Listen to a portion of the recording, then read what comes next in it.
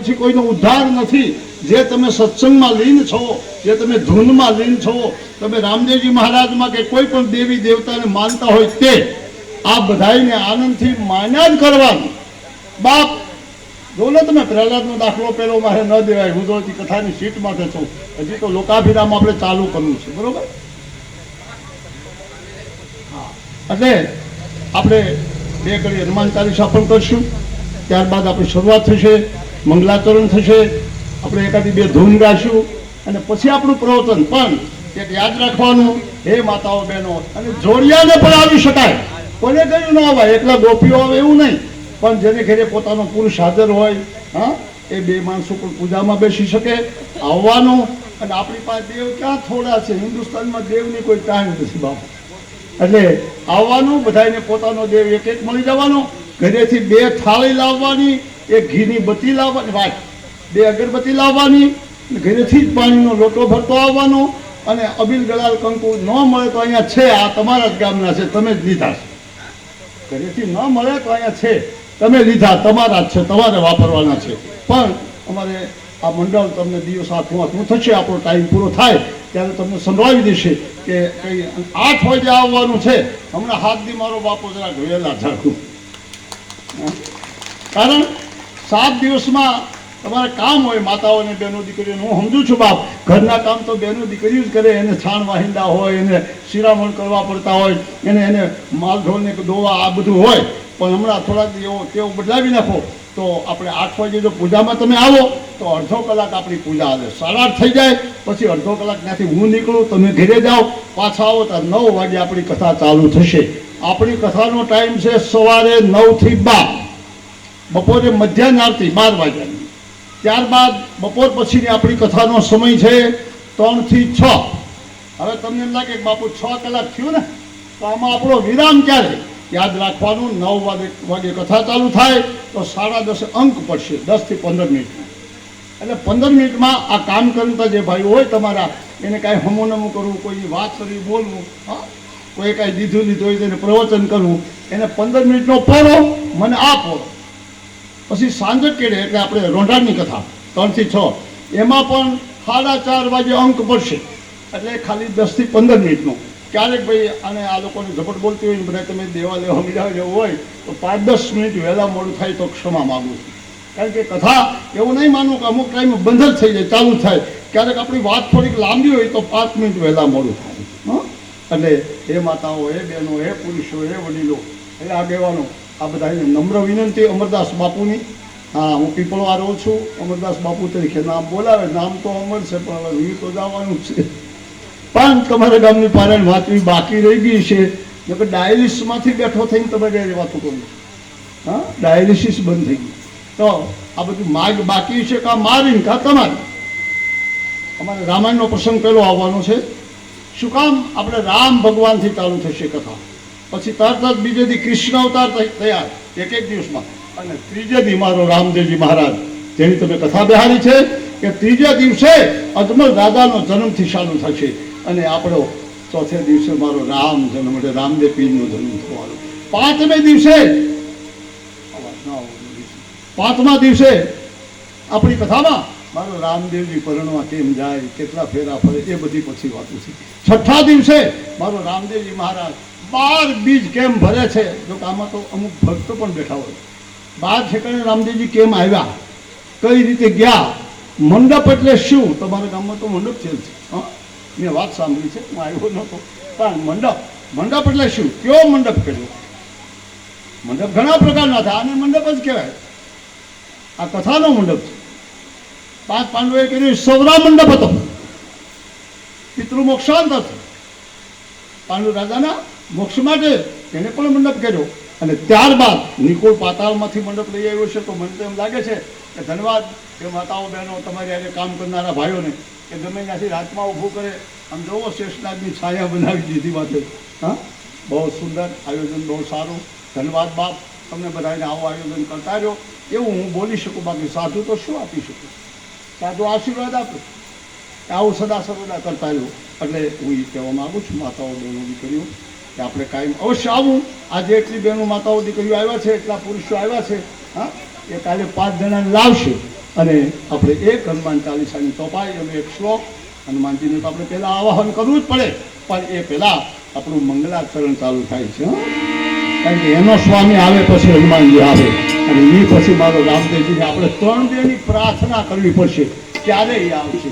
તમે એમ માનતા ને કે આજે રામદેવ રામાયણ ચાલુ થઈ ગયું તો રામાપીરની કથા ચાલુ, 3 દી વાર લાગે બાપ. આપણે બાજરો વાવવા જાઓ છો ને તમે, 3 મહિને પાકે, એમનો પરબારો નો વાયવા ભેગો બીજે દી ગાડું ન ભરાય, 3 મહિના લાગે. એમ કોઈ પણ કાર્ય છે ને આપણું બાપુ ઉતરી ગયું.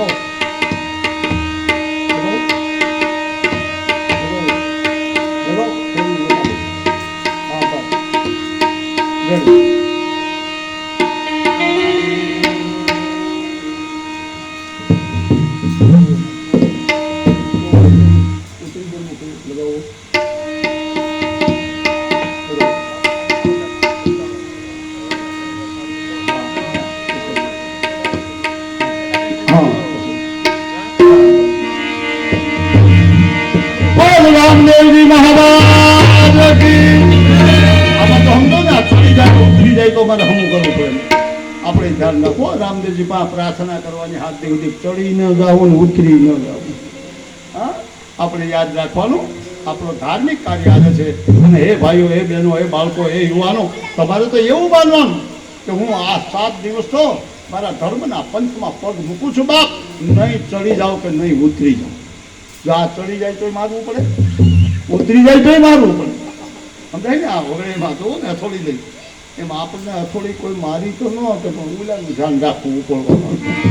હા, એટલે પેલા આપણું લોકાભિરામથી ચાલુ થાય છે મંગલાચરણ. લોકાભિરામમ રણરંગધીરમ રાજીવ નહીં કરે ધનુષાય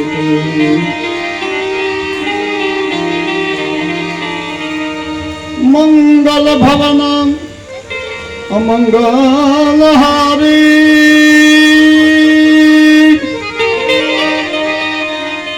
દ્રવ સુદશરથ અવધ બિહારી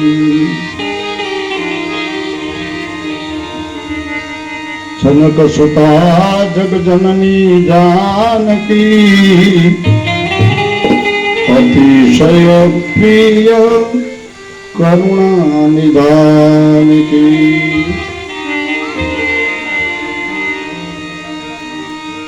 ताकी जुगपद कमल मनाओ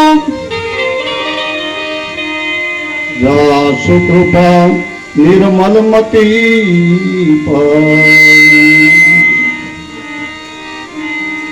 प्रणव पवन कुमार खलबल पावक ज्ञान धन जासु हृदयागार बसी राम सरसाप धर कुंदईनु समदेह उमा रमण करण आयनम जाहि दिन पर ने करहु कृपा मय मर्दनम सिया राम मय सब जग जानी करहु प्रणामे जोरी जुग पानी श्री गुरु चरण सरोज रज निज मन मुकुर सुधारी। हाँ, गुरु ना चरण में वंदना करजो। श्री गुरु चरण चरो रज भगवान ने कहू कि तारा गुरु महाराज तारा चरण नी रज छे ने एने जो माथे कोकरी चढ़ी जाए ने तो मन ना मुकुर बुद्धि सुधारी नाखे मन मुकुर सुधारी તો બરનવ રઘુબર બિમલ જસ જો દાયક ફળ ચાર. ચાર ફળને મેળવવા હોય તો ગુરુના ચરણની રજ ક્યારેક માથે ચડાવવી. એટલે તો હનુમાન ચાલીસામાં પહેલો દોહો શ્રી ગુરુ ચરણ ચરો રજ, ચરણની રજ એને માથે લેવાની. તો નિજ મન મૂકો, નિજ એટલે પોતે એના મનના મૂકોને સુધારી નાખે. બાપ આપણી મનની બુદ્ધિને સતચિત્તને ઠેકાણે રાખી મન મૂકો સુધાર. તો બરનવ રઘુબર બિમલ જસ, તો આપણે રામના જસના વખાણ કરી શકીએ. તો દેહુ ફલ ચાર, બલ બુદ્ધિ વિદ્યા. બળ આપી દે, બુદ્ધિ આપી દે, વિદ્યા આપે તો જ હું બોલી શકું ને. હું પણ માં સરસ્વતીનું ધ્યાન ધરું ને. બલ બુદ્ધિ વિદ્યા દેહુ મોહી હરવું કલેશ વિકાર. મારા પંથામાં એટલે આ કમ્પાઉન્ડમાં ક્યાંય કલેશ ના આવવો જોઈએ. 7 દિવસ સુધી ગામમાં પણ કલેશ ના થવો જોઈએ. એટલે તો આપણે હનુમાનજીને પેલા વિનવી છે. પેલી ચાખી ગઈ ને, બિનવું મહાવીર હનુમાના, હનુમાન તારી વિનંતી કરું. આપણે કાલે હું આવ્યો એ પહેલા જ મેં તમને ત્યાંથી કહ્યું હતું, એમ ધન્યવાદ છે માતાઓને, બહેનો, દીકરીઓને કે મારા હનુમાનજીને તમે થાળ ધરાવી દીધો. મેં કહ્યું હતું કે પહેલી કંકોત્રી હનુમાનજીને મૂકવી પડે. કોઈ પણ કાર્ય કરો ને પારાયણના, ત્યારે હનુમાનજીને પહેલા મોકલવા પડે. ત્યાં કાલે તમે શ્રીફળે વધેરી નાખ્યું, તમે દીવા અગરબત્તી કરી છે અને તમે એને લાડુ પણ ધરાવી દીધા. બાપ પવન પુત્રને આપણે જુઓ, તમે પવન પુત્ર, જ્યાં સુધી પવન વિશ્વમાં રહેશે ત્યાં સુધી હનુમાનજી ચિરંજીવી રહેશે, કોઈ દી મર્યા જ નથી. આપણા દેશમાં 5 ચિરંજીવી છે, એ હજી જીવે જ. સતયુગનો હનુમાન એની આગળ છે. એ હનુમાન હજી કલયુગમાં ગામના આગેવાનો ગામનો ટીંગો બાંધે ને તો એ બાપ મંદિરો મોડા થાય, રામ ભગવાનના, કોઈ માતાજીના, જે કઈ મંદિર હોય તે એ મોડા થાય, પણ ગામનો ટીંગો બાંધવો હોય તો પેલા હનુમાનજીનું સ્થાપન. શું કામ? હનુમાન ચાલીસા સાંભળો. જય હનુમાન જ્ઞાન ગુણ સાગર, જય હનુમાન જય કપિશતી લોક ઉજાગર, કપિશતી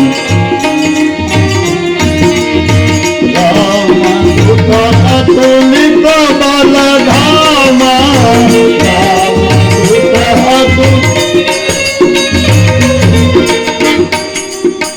અંજની પુત્ર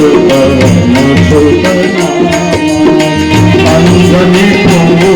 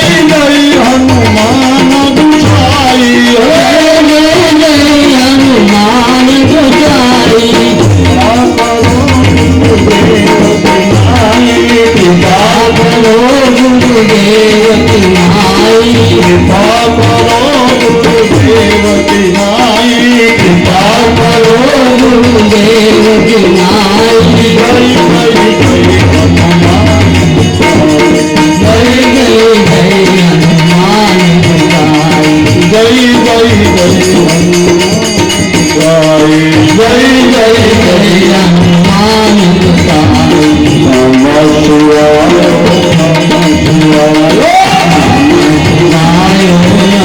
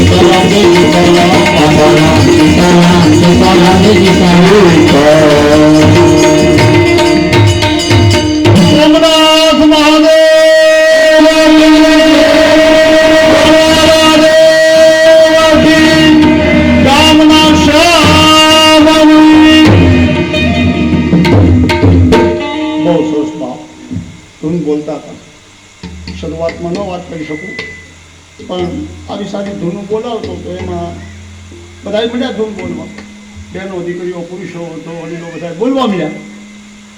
એક બેન એમને બેઠા બોલી જ નહીં. મેં કહ્યું કેમ બેન બોલતા નહીં? પણ બાપુ એમાં મારે બોલાય એવું છે. કેમ? બાપુ ધૂન કઈ બોલાવતા હતા?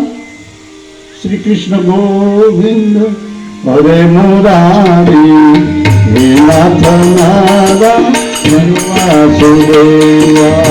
શ્રી કૃષ્ણ ગોવિંદ હરે મુરારી હે નાથ નારાયણ. શ્રી કૃષ્ણ ગોવિંદ હરે મુરારી હે નાથ નારાયણ વાસુદેવા. શ્રી કૃષ્ણ નારાયણ વાસુદેવા. બાપુ બોલાવતા હતા, એ બેન બોલ્યા જ નહીં. એટલે મને એમ લાગ્યું કેમ નહીં બેન બોલતા, નહીં બોલી હતા. એટલે મેં પૂછ્યું કેમ બેન તમે બોલતા નથી? મારે ન બોલાય. બાપુ કેમ?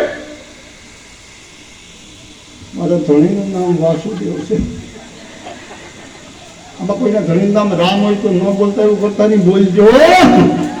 મેં તો છેલ્લે પણ બોલવું પડશે એટલે કહું છું. ન બોલાય એવું નહીં માનવાનું, બોલવાનું. ઈશ્વરનું નામ તો આવે, કદાચ કૃષ્ણ નામ હોય કૃષ્ણ, હા, તો એનું નામ ન લેવું, લેવું જ પડે. એટલે હું એ કહેવા માંગુ છું બાબા કે આપણે બધાને નામ તો તન્મન ધનથી લેવું. કલિયુગ કેવલ નામ આધાર. આપણે બધા કલિયુગમાં જન્મ્યા છે. એકલો નામનો આધાર, રૂપનો નહીં.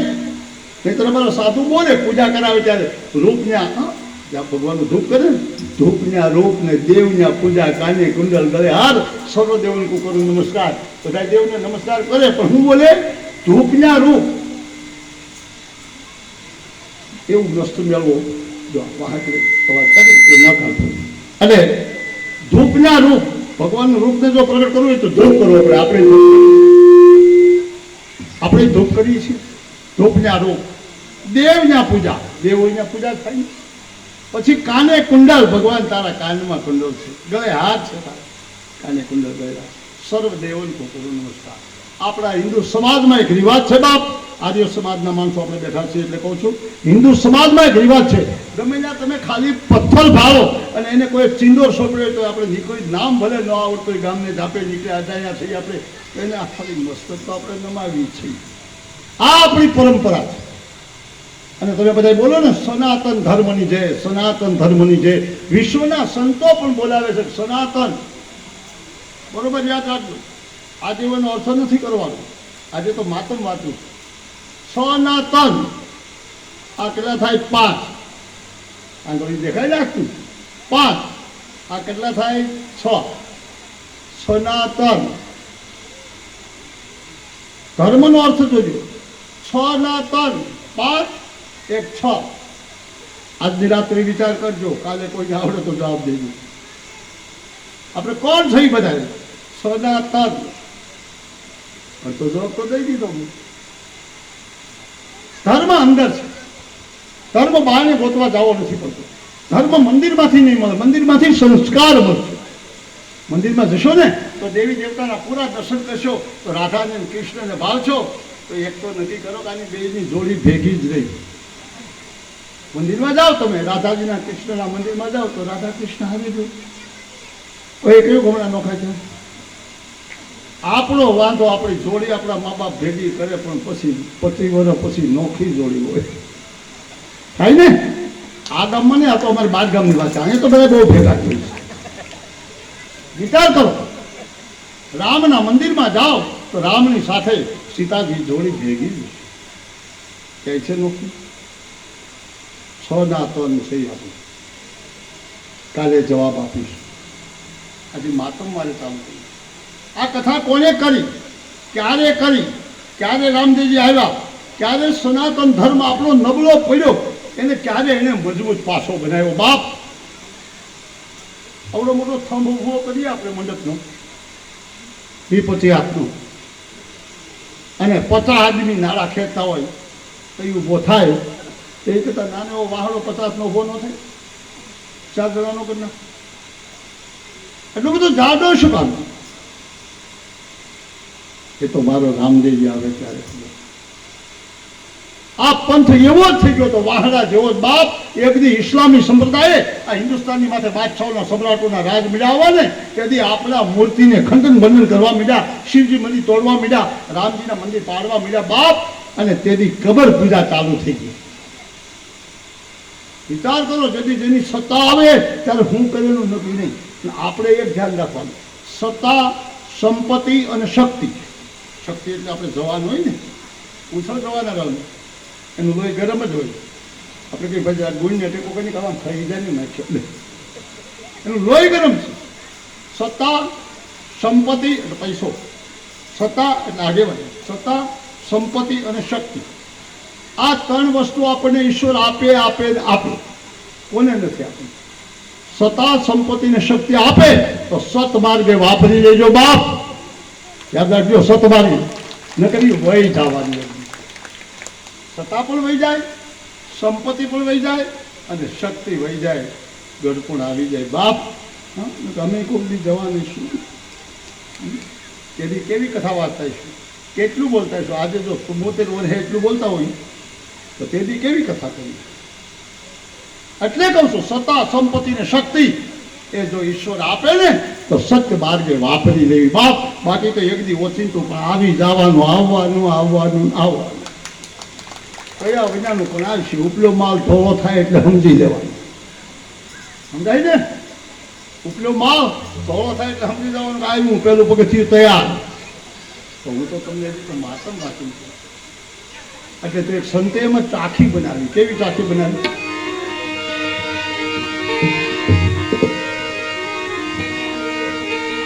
સત કરાવે ચાગલાય, સતવાળા જોઈ તો હાલ્યો જતો તો બીજો સત કરાવે સાગલાય, લટકું કરાવે લોહી.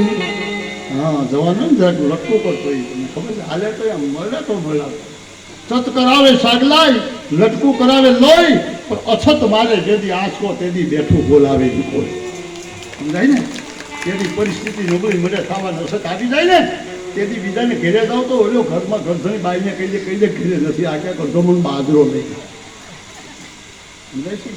એટલે કહું છું બાપ, સત્તા, શક્તિ અને સંપત્તિ આ 3 વસ્તુ જો મળે તો સત્ય માર્ગે વાપરી લેજો તો નામ રહે, ન તો નહીં. સત્યના પંથે જેને જેને આ શરીરને વાપર્યું, જેને આ શરીરને ગહ્યું, જેને લક્ષ્મી ઘરની ગહી, જેને પોતાના ધર્મ માટે માથા દીધા, એના હજી ઇતિહાસમાં નામ છે.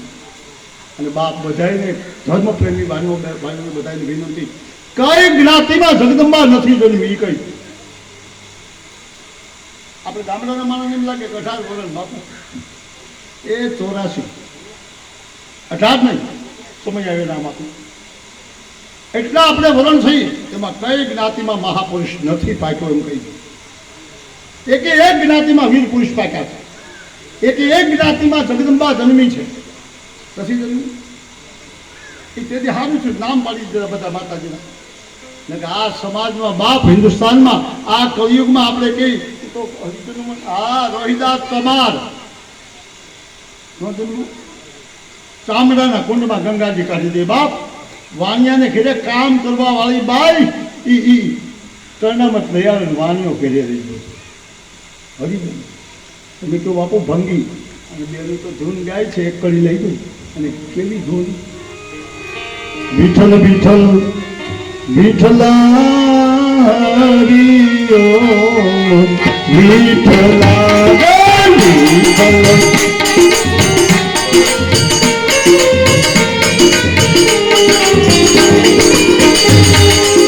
કોઈને કોઈ વિઠ્ઠલા હરિયો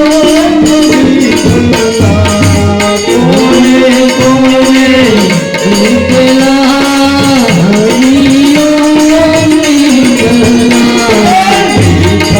કોઈને કોઈ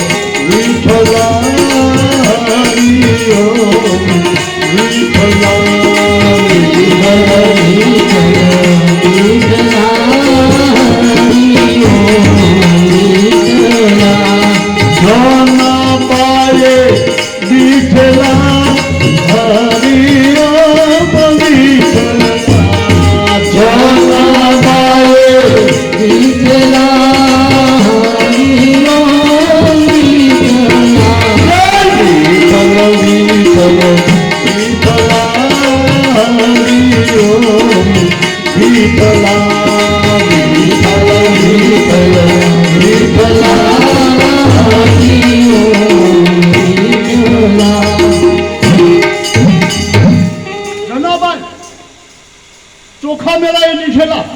ચોખા મેળા ભંગ્યો તો દ્વારકામાં, પંઢરપુરમાં જનાબાઈ, દિલ્હીમાં રહેતી બાઈ, એ માતાઓ એ બહેનો, અરે દીકરીઓ અભણ હોય, બહેનો દીકરીઓ માતાઓ અભણ હોય, ન ભણ્યા હોય, ગંગા સતીને પાનબાઈ ક્યાં કોઈ મેટ્રિક પાસ થઈ ગઈ, કોઈ કહ્યું કે અમારે ભણવા આવી હતી એમડી પાસ થઈ. ગંગા સતીને પાનબાઈ આપણા દેશના એમડી થી આગળ. એમડી તો આપણી માથે આ બીપીનું મશીન મૂકે ને પછી ધબકારા માપે કાના એટલા ધબકારા એક દોરા સીટી આવે એટલે ધબકારા માપીએ ત્યારે ખબર પડે ને કે આ કેટલા શ્વાસ લે છે ને કેટલા કાઢે છે. બાપ પાનબાઈ ને ગંગા સતી બે હાહુઓ હતો એવું નક્કી કરી લીધું કે આ શરીરમાં આખા દીમાં અને રાત્રિમાં કેટલા શ્વાસ લઈને કેટલા કાઢે. ત્યાં ક્યાં ભણવાનું?